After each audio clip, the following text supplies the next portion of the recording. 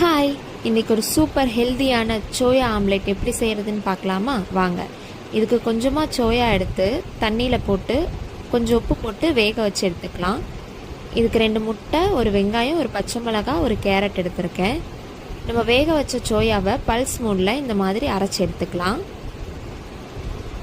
அரைச்சிட்டு பெரிய வெங்காயத்தை கட் பண்ணி சேர்த்துக்கலாம். பச்சை மிளகாய், கேரட்டை துருவி சேர்த்துக்கலாம்.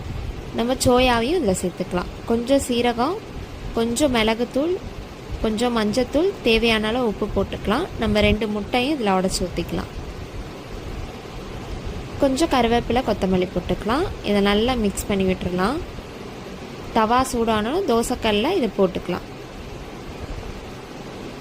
இது ரொம்ப ஹெல்த்தியான ப்ரோட்டீன் ரிச் ஆம்லேட், ரொம்ப ஹெல்த்தியான ஆம்லேட், எல்லோரும் சாப்பிட்லாம். கொஞ்சம் வெந்தோன்னே திருப்பி போட்டுக்கலாம்.